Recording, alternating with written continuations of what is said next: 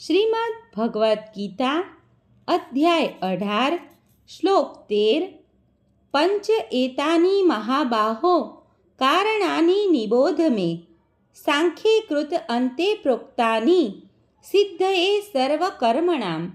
અનુવાદ: હે મહાબાહુ અર્જુન, વેદાંત અનુસાર સર્વ કર્મોની સિદ્ધિ માટે 5 કારણ હોય છે. હવે તું મારી પાસેથી તે વિશે સાંભળ. ભાવાર્થ: અહીં એવો પ્રશ્ન થઈ શકે કે દરેક કર્મનું અમુક ફળ તો હોય જ છે, તો પછી એવું કેવી રીતે બની શકે કે કૃષ્ણ ભાવનાયુક્ત મનુષ્યને કર્મફળના સુખ દુઃખ ભોગવવા પડતા નથી?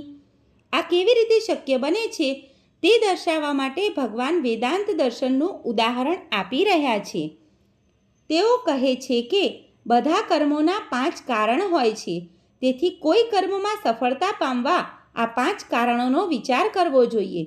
સાંખ્ય એટલે જ્ઞાનનું મુખ્ય થડ અને અગ્રણી આચાર્યોએ વેદાંતનો જ્ઞાનના અંતિમ થડ તરીકે સ્વીકાર કર્યો છે.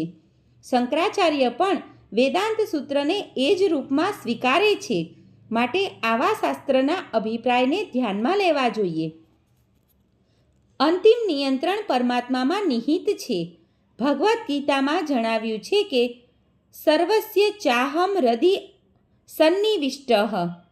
તેઓ પ્રત્યેક વ્યક્તિને તેમના પૂર્વ કર્મોનું સ્મરણ કરાવીને કોઈ કાર્યમાં પ્રવૃત્ત કરતા હોય છે, અને જે કૃષ્ણ ભાવનાયુક્ત કર્મ અંતર્યામી ભગવાનના નિર્દેશ અનુસાર કરાય છે, તેમના ફળ આ જન્મમાં કે મૃત્યુ પછીના જીવનમાં મળતા નથી. સર્વે મિત્રોને દીપ્તિ જોશીના જય શ્રી કૃષ્ણ.